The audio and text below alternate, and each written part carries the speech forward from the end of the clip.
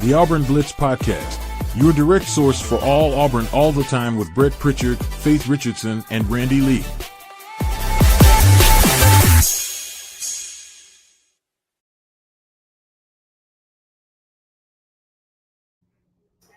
What's up, everybody? Welcome into the Auburn Blitz Podcast here on this Thursday morning. We're glad that you joined us wherever and whenever it is that you join us here on Auburn Blitz and making Auburn Blitz part of your daily Auburn athletic intake.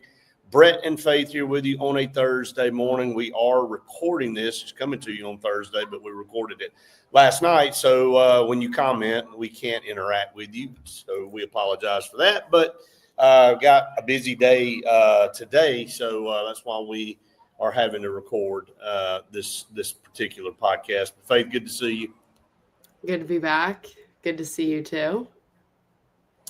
I tell you what, we always get started with our partner, so we'll do that as we always do when we start with Sensagreen. Sensagreen, for air that's cool and clean, call on Sensagreen. They are the carrier experts in the state of Alabama, proud supporter of Auburn athletics and a proud supporter of the Auburn Blitz podcast. It's hot. It is 1,000,000 degrees outside, and you want a reliable air conditioning unit, and carrier units are the ones that are going to be the most reliable for you. And Sensagreen is going to save you thousands of dollars with the installation process of a carrier unit. Scout Program Management, a full construction management firm located in Birmingham, Alabama, but serving the Southeast. And they will take you from the pre-construction phase all the way to the finished product, and they'll hold the contractors accountable. And that's what you want when you're spending millions of dollars. They're responsible for many projects around the state of Alabama going on with schools and renovations and all. And they're the company to hire. They will take care of you and make sure your money is well spent and everything's done correctly. Call Scout Program Management today. Go check them out in Birmingham, Alabama.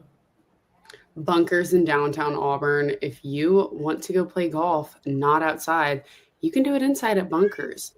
They also have 27 different sports. So if you're not good at golf, you can play one of the other sports. They've got different happy hour specials all the time going on. Great food. We keep saying that we need to go back there, but seriously, Brett, we have to get over there really soon. I know we just keep saying it, and we haven't been there in a while. So we're going to fix that, though. If you have not been to Bunkers, shame on you. We've been to Bunkers, and we've been a bunch. But to all of you that have not been to Bunkers, that's on you. So you can correct that by going there. All right, so a few things to talk about here this morning, Faith. And I hate to start off on a sour note, but it's obviously news that the last couple of days, but we did hear officially that DJ Barber was dismissed from the Auburn football team, unfortunately, after being arrested Monday morning after in a traffic stop in Dayville in Tallapoosa County by the sheriff's department. Discovered 2.5 pounds of marijuana, THC vapes, scales, the packaging and all that stuff. Had cash and a handgun in there. He and another passenger were arrested and taken to the county jail in Tallapoosa County. And, again, we wish nothing bad on anybody. It's unfortunate. DJ Barber, I thought, was very talented coming out of Clay Chaltville. I called the state championship game where he made the game, the championship winning play against KJ Lacey when they played Saraland. He made the stop at the goal line and helped Clay Chaltville win that state championship. So, he had worked his way up, redshirt freshman, was going to be in the rotation at linebacker in a position that Auburn really needs some help. So that one's going to hurt a little bit, but unfortunate situation for him. And I don't think anybody's surprised with the decision that Coach Freeze made. No, I don't think so at all. Really disappointing that that happened. We were actually just coming back. We were somewhere in Alex City, and I was driving from Alex City, and you have to drive through Dadeville to get back to Auburn. When I was reading all of this, and I was like, no way. Wow. Yep. It was not the guy, and I'll say this, and I said it yesterday with Randy, thank goodness we haven't had any bad headlines at Auburn regarding players or anything off the field in a long time. And, when this popped up, when you and I saw it, it did take us back a little bit. And that's one thing that I think Auburn's done a really good job of is, stressing the importance of doing the right thing with their players and in the program. And so when you do things like that, there are consequences to be paid, and he's going to have to deal with that now. So I'm not going to continue to dwell on that. I think I put a curse on it when I said that Georgia was due for an arrest. I said that not too long ago. And I think that might have been reversed and I jinxed it. Yeah, well, it's okay. Hey, it happens, right? It happens. But, one of the things that you look at with Auburn's football program, again, we talk about on the field and winning and all that kind of stuff and everything, the culture. And I will say that, not to be repetitive, the culture at Auburn has been really good. And around the team, I know you were around the team a lot last year with your role with the Auburn Network and being able to interview the players. And I know you've been around them a lot this year with this team. And, just really good guys, the demeanor, their attitude, their bond with each other. So I know they're disappointed in this. And, you don't abandon people in time.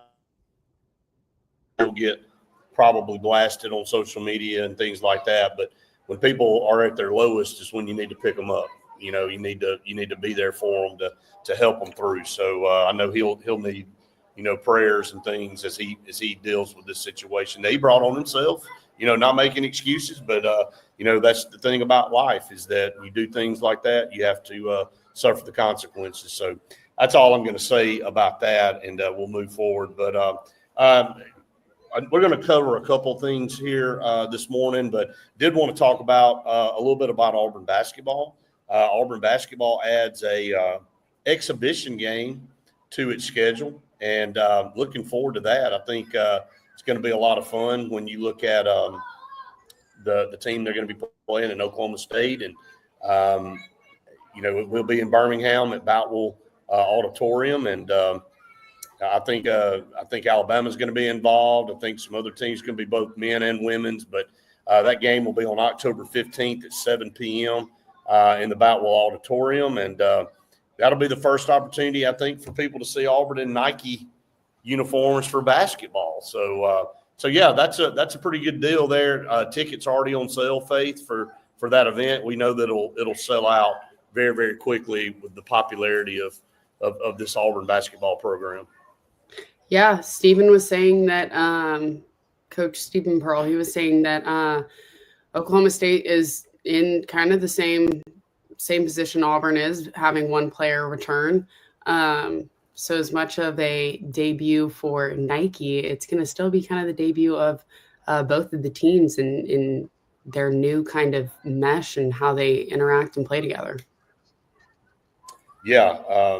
Again, I know that, Coach Pearl talked about Stephen. When we say Coach Pearl at Ambush, he was talking about this team trying to connect, and you got a bunch of new guys, really all new guys, because Todd Pettiford didn't play with any of these guys last year either. So when you look at it, I know he's the only returner, but everybody's new to each other. So and you bring Todd Pettiford back, and you talk to Coach Pearl, and he said that things just were different without him. And then when he got back to practice, how things changed.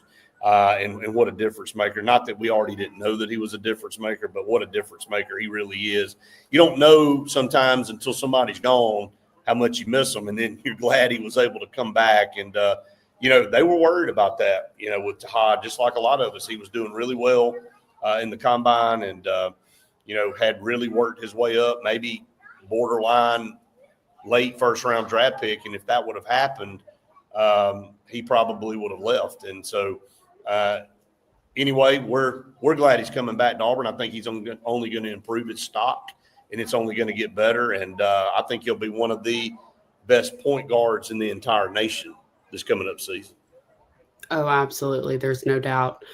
Just the way that we've seen some of some guys kind of like him and Sharif Cooper, and just after leaving after 1 year, it's sometimes just not enough time that you spend at the college level, and him returning. Both of Coach Pearl's, I've said it so many times, just is really gonna, increase just his playing in his minutes too, which just gives him more experience and, like you said, up his draft stock. No doubt. We'll just start referring to them as BP and SP. How about that? Yeah. Be the easiest way to do it. But again, that game, October 15th at 7, the tickets are already on sale. So if you want to watch that, you better go ahead. I'm just telling you, that tickets don't hang around too long for Auburn basketball events. And, Auburn familiar with playing in Birmingham, playing Purdue, played in a NCAA tournament game a couple of years ago. And so very familiar with going up to Birmingham and playing, but this will be in Boutwell Auditorium, not in Legacy Arena. So a little update there for basketball here in July. Hey, we just talk everything now. There's no season really specifically for anything, just kind of all meshes together. But a couple partners here on the program, Faith, that we want to talk about. Sure Shot right up Highway 280. Passed them today. They've got all your firearm apparel and hunting needs. They sell and trade new and used firearms. With it being, it's always hunting season. As you can see, I'm in a hunting shirt right now. On. I'm like, what are you hunting tonight? But it's always, it's always target practice time. So it doesn't matter if, you're out shooting clays. Reese and I were just out doing that the other day. You can go up to Sure Shot. And I didn't ask you how you did, by the way. You never informed me how that went. It was my first time, and I only missed one. And let's not forget. Yes, and let's not forget about my bum arm and how I can't lift it above anywhere from 90 degrees. And so I was sitting there and I had to go all the way back down to go and look up, but I only missed one. Look at sharpshooter over there. So I know awesome. Reese was really impressed. Well, clay shooting's tough. I'm just going to be honest. And for you to have only missed one, it's pretty impressive. So yeah. Congrats. So go to Sure Shot. They're going to be able to hook you up over there. Maybe you're the Sure Shot. Maybe you go up there and teach some people how to shoot. Maybe not, but I can help the best I can. 256-329-0080. Sure Shot, the Sure Shot Faith over here. No kidding. Oliver Ross, if you've got a party of 20 or a convention, wedding, day party, anything up to 20,000 people, Oliver Ross is going to be able to be your certified and licensed bartenders. They are just going to be the most professional people for you, and make sure that, you're going to be able to focus on hostessing the party and entertaining while they I thought you were going to say the hostess with the mostest. I really thought that's where you were going with that. Hey, you can be the hostess with the mostest, Brett. That's your job. And you're the sharpshooter. I'm the hostess with the mostest. How about that? There you go. Make sure you call on Oliver Ross. They've got you covered. We've derailed a little bit here, but that's okay. Everybody knows that we have a little bit of fun on here. All right, so I want to move into something else that you and I talked about not too long ago. We're going to have this buffet style show that we were going to do the other day, and we just never can get to it because we get hung up on one topic. So let's talk about something that I saw that I thought was very interesting, and it was going to go hand in hand with what we were talking about with reasonable expectations, and that's the coaches' records versus top 25 teams. And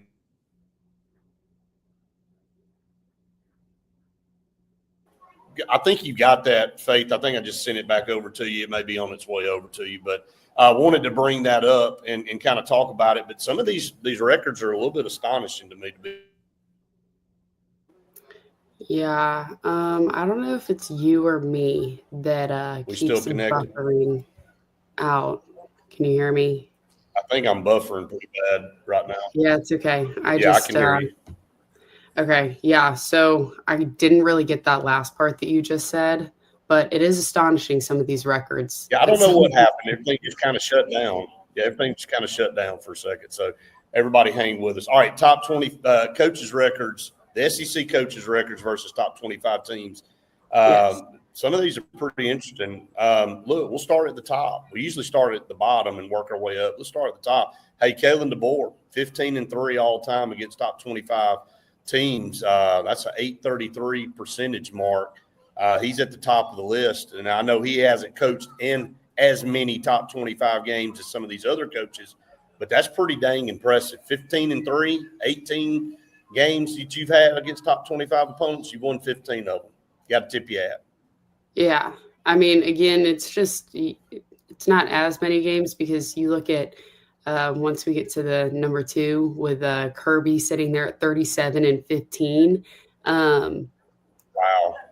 That's a huge jump. I don't think either one of us really like Kirby Smart. He sat behind me at the George Strait concert, by the way. I think I showed you that picture. Mm-hmm. And, a few weeks later, he was right back there. As I have one of the Blue Angel, show planes for tomorrow just flew right behind me. So, but Kirby Smart, a few weeks later, was right back in that building coaching in an SEC championship game. So he was very familiar with Mercedes in Atlanta. And the record shows it 37-15 against top 25 teams, Faith. Pretty impressive. Yeah, he's at .727. Crazy that his loss number is Kalen's winning number. Like, it's just that's how many games Kirby has coached. Right. It's amazing when you look at it that way. And moving on, Josh Heupel is 500. So there's only 2 coaches with a winning record all time against top 25 teams. Josh Heupel is 12-12 for Tennessee, and then you go down the line. Now, Brian Kelly's coached in a boatload of top 25 games, but he's 35-37. He's basically 500 there, but just below 500. Steve Sarkisian, 21-33 all time. That's his stint at Washington, USC, obviously now at Texas. And then Brent Venables, very short time coaching as far as a head coach. Been a long-time coach, been a long-time defensive coordinator there at Clemson. But 4-7 since he became a head coach. And then Eli Drinkwitz, 7-14. To be honest with you, Eli Drinkwitz at Missouri, it's not bad. I mean, I know you're talking about your record against top 25 opponents, so he wins, 1 out of every 3. It's not terrible. Yeah, especially for the way that we've been dogging on Missouri recently. So we don't need to dog Missouri because they've had the last couple of years have been way better than what we've been able to put on the field. Yeah. All right, just kind of having fun with this. Mike Elko, 3-6 at Texas A&M. Shane Beamer, 7-15. That's a 318 mark. Lane Kiffin, 11-24. When you start going down the line and you've played in 35 top 25 games, you've only won 11. I know it's still pretty much 1 out of every 3, but maybe thought he would be a little bit better than that, really, in my opinion. Maybe that's why he ain't made the playoffs yet. So, no, that's losing to the teams that aren't in the top 25 that keeps him out of the playoffs, not the top 25 teams. Exactly. He likes to troll everybody, so we can troll him a little bit. How about that? Maybe we need to see his record against non-top 25 teams. It may be worse. All right, Mark Stoops, who's the longest tenured coach in the SEC, at 14-31. I think the patience is running thin for Kentucky fans. He's been a great coach for them for a while, but they're not moving forward. I hate to use Auburn as an example, but when Auburn last year came up to your place and throttled you at home at night, kind of sends a message with the current state of our program. And so don't think he's really moving forward. This might be Mark Stoops' last season at Kentucky. That's just my opinion, unless he has a really remarkable year. They've been happy, but in this new world, Faith, there is no such thing as, well, that's the best guy we can get. We'll just keep going with him. things have changed. People, even Kentucky, like, look, we expect to win in basketball now. Well, Kentucky expects to win in football. They don't just want to be status quo. Who's more in the hot seat, Mark Stoops or Hugh Freeze? Can both share a seat? One hang off one side and one hang off the other? They can share it together, I guess. I'm just saying. So as I continue to get oranger and oranger on this screen as the light gets dimmer and dimmer. So, all right, Sam Pittman, 7-22. Then Hugh Freeze at 10-32. So he's coached in 42 top 25 games, only won 10. So, to go hand in hand with what we were saying, reasonable expectations, the schedule, not that difficult. I mean, but it hasn't got the best mark against top 25 teams. Hasn't been very successful. Obviously not. 10-32.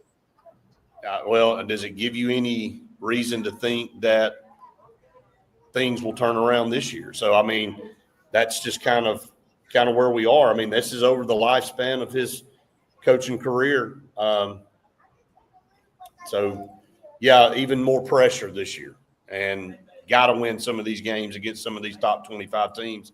If, let's just be honest, you want to keep your job. I mean, that's just kind of where we are with it, I think now.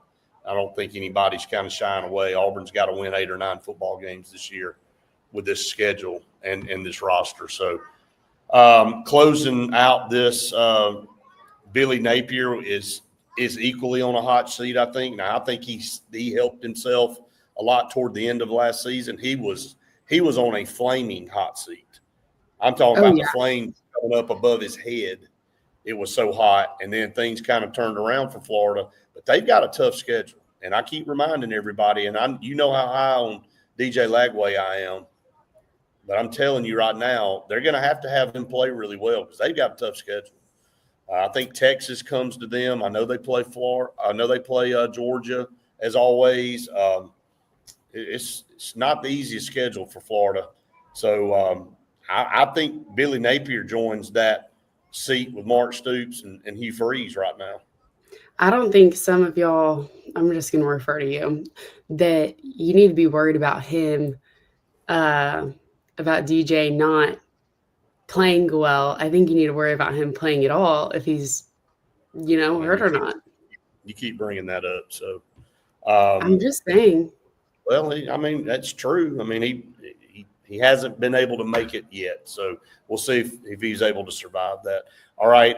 And then finally, Clark Lee is 2-15 at Vanderbilt, and Jeff Levy is 0-6 at Mississippi State. So there you have it. That's your SEC coaches' records against top 25 teams. And again, when we obviously care about Hugh Freeze and his record, and we know the pressure. We need to see that thing. We need to see that first number jump. We need that thing up around 13 or 14 this year. If it's around 13 or 14, we've had a really good season. So because let's think about it. Who are the top 25 teams on Auburn's schedule right now, if you had to call it? I mean, Baylor's borderline, Texas A&M, Georgia, Alabama. Maybe Missouri could creep into the top 25, but I'm thinking maybe 4, 5 at the most. Mm-hmm. So if he's got a 13 or 14 win mark at the end of the season, it means we had a really good season. If we didn't lay an egg against somebody we weren't supposed to lose to. We won't talk about that. So. Yeah, I mean, I can't even think about that now. All right, so to close that out, does anybody surprise you on this list? Like when you look at these records, does positively or negatively? I'll start, and then I'll let you come back in. I'll let you process that for a second. I'm actually, Kirby Smart's is remarkable. Kirby Smart's record against top 25 teams is at that volume of games. I mean, I was going to say, I don't think I realized how many games he played or not coached in. Right. against top 25 teams. I just don't think I've realized that. It's amazing. I mean, so I think Hugh's number also really surprises me. You took it away from me. I mean, from a positive standpoint, it's Kirby Smart, and maybe from a negative standpoint, I would have guessed if I'd had not seen this list and you'd have told me what was Hugh Freeze's percentage against top 25 teams, I would have said maybe closer to 500, and it's 238. I would have said at least in the threes, 320, 330, something like that. But he's down to 238. So, yeah, it's a little disappointing, to be honest with you. Just off the cuff with some of the teams he had at Ole Miss and all, I would have thought maybe that would have been a little bit better. But yeah. All right. Anything else on that you'd like to add? No, I don't think so. We'll be seeing all of these coaches in less than a week over in Atlanta. So we'll be hearing from them and hearing what they've got to say. And I know we've talked about it. I can't wait to hear what they say about this new world of salary cap and how they're all approaching this thing. So we'll kind of see how it all plays out. All right. Finally, some other partners on our program that we want to close out with, Old Number One Customs.